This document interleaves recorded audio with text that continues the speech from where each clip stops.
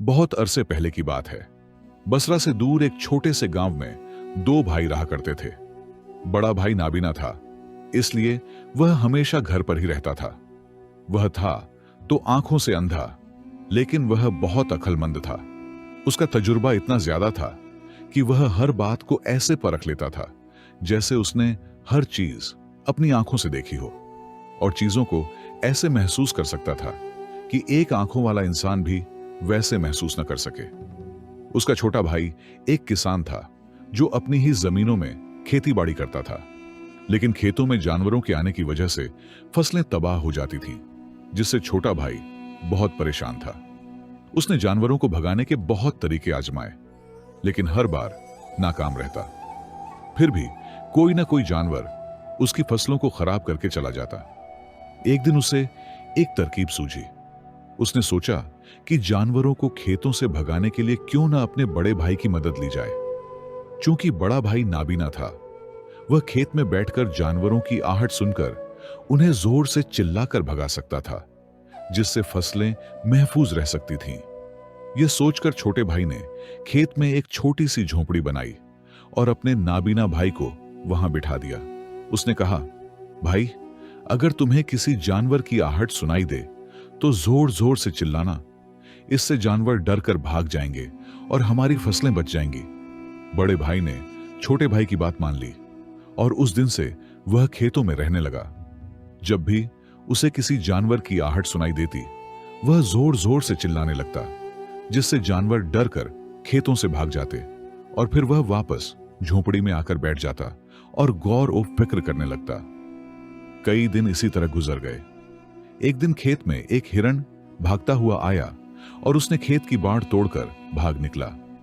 इस हिरण का पीछा करते हुए एक खलीफा भी खेत में पहुंच गया। खलीफा की नजर इस नाबीना भाई पर पड़ी। खलीफा ने उससे कहा, देखो, मैं यहां एक जानवर का पीछा करते हुए यहां तक आया हूं। क्या तुमने उस जानवर को यहां देखा? नाबीना शख्स ने जवाब दिया, ऐ खलीफा, मैं तो नाबीना हूं। मैं भला किसी जानवर को कैसे देख सकता हूं?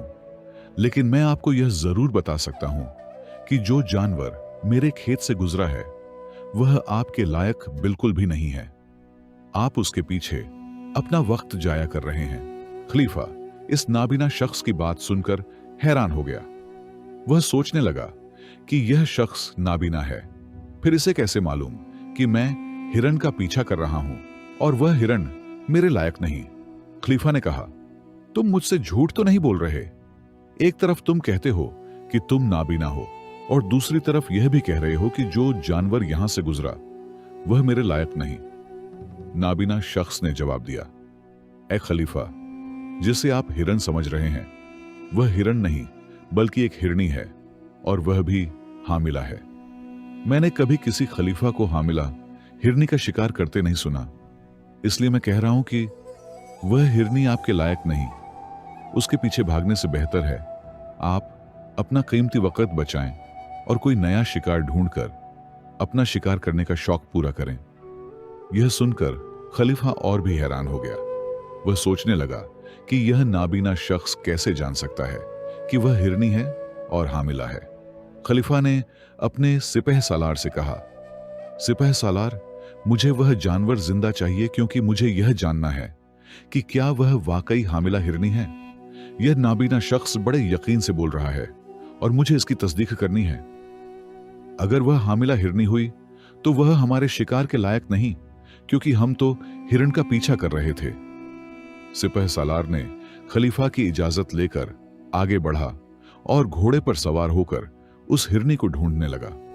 वह हिरनी अब थक चुकी थी और एक जगह पर खड़ी थी और साफ नजर आ रहा था कि वह हामिला है। सिपह सालार ने जब इस बात की तस्दीक खुद अपनी आंखों से की तो वह बड़ा हैरान रह गया और कुछ देर बाद वापस लौट कर आया। उसने खलीफा से कहा, ऐ खलीफा, इस नाबीना शख्स ने जो कुछ कहा वह बिल्कुल सच है। वह एक हामिला हिरनी ही है। यह सुनकर खलीफा हैरत ज़दा रह गया। उसे समझ नहीं आ रहा था कि एक नाबीना शख्स यह कैसे जान सकता है कि वह जानवर एक हामिला हिरनी है। खलीफा ने फैसला किया कि इस रहस्य को जरूर जानना है। वह नाबीना शख्स के पास गया और कहा, देखो, मैं नहीं जानता कि तुम वाकई नाबीना हो या नहीं, लेकिन मैं तुमसे एक बात जानना चाहता हूं। क्या तुम मेरे सवाल का सही जवाब दोगे? नाबीना शख्स ने कहा, ए खलीफा, आप जो कुछ पूछना चाहते हैं पूछ सकते हैं, मैं आपको बिल्कुल सच बताऊंगा। खलीफा ने कहा, तुम एक तरफ कहते हो कि तुम नाबीना हो और दूसरी तरफ तुमने बता दिया कि जिस जानवर का पीछा मैं कर रहा हूं वह एक हामिला हिरनी है। तुम्हें यह कैसे मालूम हुआ? तुम्हारे खेत में और भी जानवर आते होंगे, फिर तुमने यह कैसे अंदाजा लगाया? नाबीना शख्स ने जवाब दिया, ऐ खलीफा, जब वह हिरनी मेरे खेत में आई, उसकी रफ्तार और उसके भागने की आहट से मुझे एहसास हो गया कि यह एक हिरनी है। मेरे खेत की बाड़ बहुत छोटी है, उसकी ऊंचाई ज्यादा नहीं। अगर कोई हिरण होता तो वह उस बाड़ को आसानी से लांघ जाता, लेकिन इस हिरनी ने बाड़ तोड़कर भागा। अगर वह छलांग लगाती तो उसके बच्चे को खतरा होता। इसी से मैंने जान लिया कि वह हामिला है। खलीफा ने एक और सवाल किया, लेकिन तुम्हें कैसे मालूम कि वह हिरनी ही थी? कोई और जानवर भी तो हो सकता था। नाबीना शख्स ने कहा, ऐ खलीफा, मैं सारा दिन सुबह और शाम यहीं बैठता हूं। मानता हूं अल्लाह ने मुझे आंखें नहीं दी, लेकिन आंखों के बदले अल्लाह ने मुझे कौवत ए समाअत बहुत तेज दी है। मैं जान लेता हूं कि कौन सा जानवर मेरे खेत में आया है। उसके मुताबिक मैं जोर से चिल्लाता हूं ताकि वह भाग जाए और मेरी फसलों को नुकसान न पहुंचाए। खलीफा इस जवाब से मुतमईन हो गया। वह दिल ही दिल में सोच रहा था कि यह शख्स भले ही नाबीना हो, लेकिन बहुत दानिशमंद है। इससे कुछ ना कुछ जरूर सीखना चाहिए। यह सोचकर खलीफा ने नाबीना शख्स को अपने महल में बुला लिया। महल पहुंचकर खलीफा ने कहा, तुम तो बहुत दानिशमंद हो, तुम्हें हर बात आसानी से मालूम हो जाती है। मैं तुमसे एक और सवाल पूछना चाहता हूं। क्या तुम मुझे बता सकते हो कि क्या मैं अपने बाप का बेटा हूं या किसी और का? नाबीना शख्स ने कहा, ऐ खलीफा, इस बात से आपका क्या लेना देना? आप किसी के भी बेटे हों, आप तो इस सल्तनत के खलीफा हैं। इस सवाल को छोड़ दें। लेकिन खलीफा ने जिद की और कहा, नहीं, मुझे इस सवाल का सही जवाब चाहिए।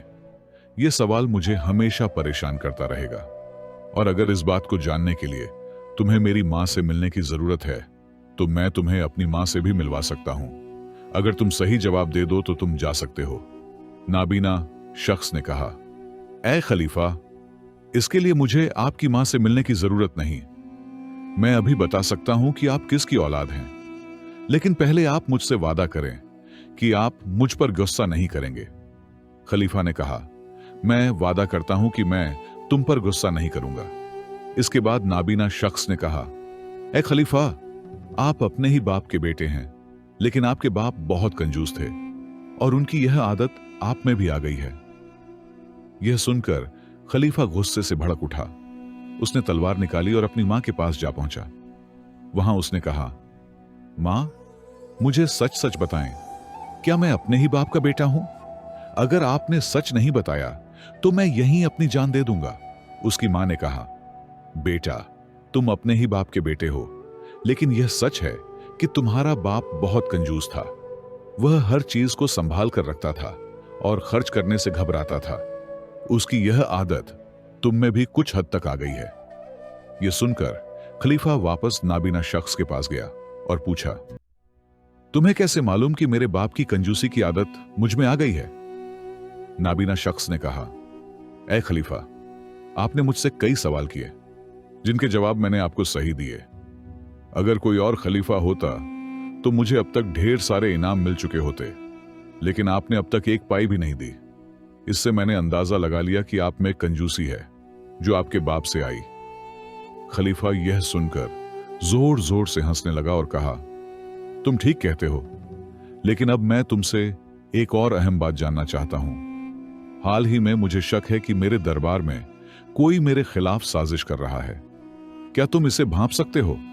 नाबीना शख्स ने कहा, ऐ खलीफा, यह एक नाजुक मामला है, लेकिन अगर आप मुझे इजाजत दें तो मैं आपके दरबार के लोगों से मिलकर यह जान सकता हूं कि क्या कोई साजिश हो रही है या नहीं।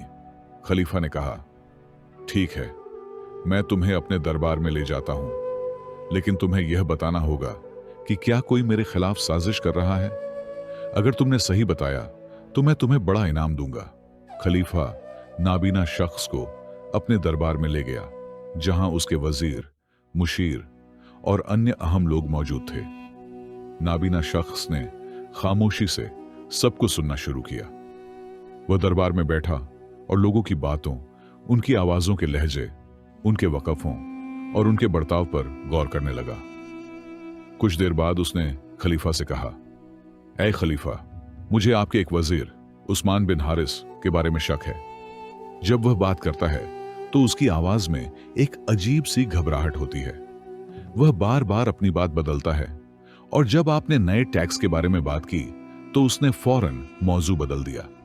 इसके अलावा जब आपने सरहदी चौकियों की हिफाजत के बारे में पूछा तो उसने न तो कोई इतना मुस्सर जवाब दिया है, और जिन इकदामात का उसने जिक्र किया है वह इतने मजबूत नहीं लग रहे।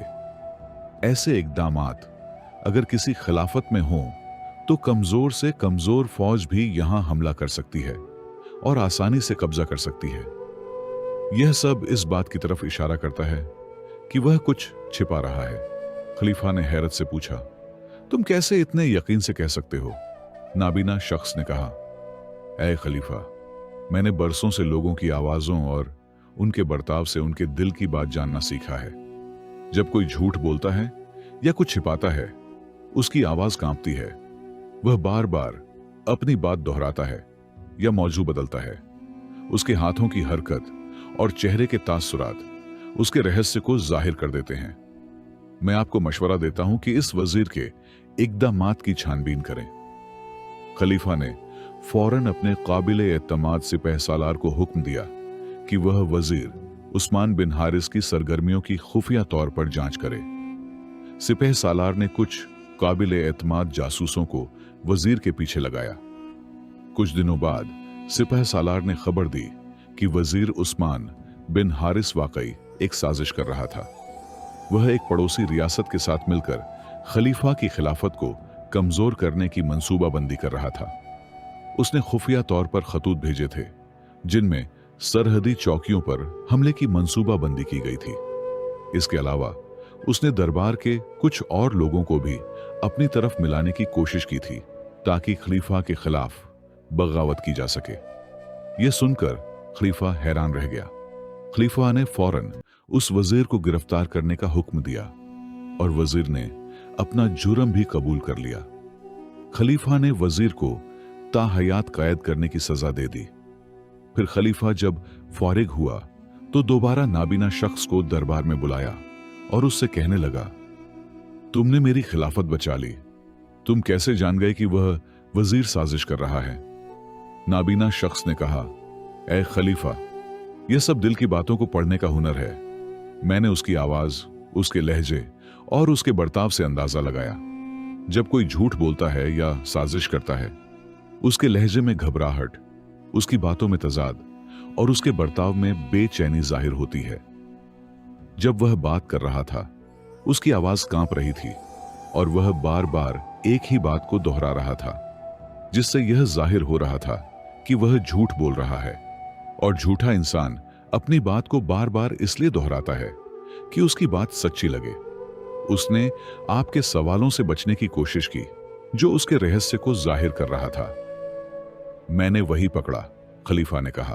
तुम तो बहुत दानिशमंद हो, लेकिन तुम यह सब कैसे सीखते हो? क्या मैं भी किसी के दिल की बात जान सकता हूं? नाबीना शख्स ने कहा, ऐ खलीफा, यकीनन आप भी यह सीख सकते हैं, लेकिन इसके लिए आपको अपने दिल पर काम करना होगा। अपने दिल को सुकून देना होगा, उसे हाल में लाना होगा। जब आपका दिल सुकून में होगा, तब आप दूसरों के बर्ताव, उनकी आवाजों और उनके लहजों पर गौर कर सकेंगे। मैं आपको 3 तरीके बताता हूं जिनसे आप किसी के दिल की बात जान सकते हैं। पहला तरीका है आंखों पर तवज्जो देना। किसी से बात करते वक्त उसकी आंखों में देखना, उन पर तवज्जो देना बहुत जरूरी है। आंखें बोलती नहीं, लेकिन बहुत कुछ बता देती हैं। अगर आप किसी की आंखों के इशारों को समझ लें तो आप जान सकते हैं कि उसके दिमाग में क्या चल रहा है, वह क्या सोच रहा है और वह अब क्या करने वाला है। अगर वह आपसे बात करते वक्त इधर उधर देख रहा है, कभी ऊपर कभी नीचे या आसपास, तो इसका मतलब है कि वह कुछ छिपा रहा है। दूसरा तरीका है चेहरे के तासुरात। चेहरे के तासुरात से हम दिल की बात आसानी से समझ सकते हैं।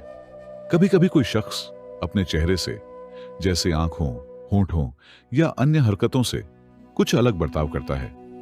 अगर आप उसके चेहरे पर गौर करेंगे तो जान सकेंगे कि वह उदास है, खुश है या उसे कोई बड़ा दुख है। चेहरे से सब कुछ पता चल जाता है, चाहे वह जबान से कुछ बोले या ना बोले। तीसरा तरीका है हाथों के इशारे और जिस्म का बर्ताव। दिल की बात समझने के लिए हाथों के इशारों और जिस्म के बर्ताव को समझना बहुत जरूरी है। जब कोई शख्स बात करता है तो वह अपने हाथ हिलाता है, इशारे करता है और अपनी जिस्मानी जबान का पूरा इस्तेमाल करता है। इससे पता चलता है कि वह हमारी बात पर कितना ध्यान दे रहा है और उसके दिल में क्या चल रहा है।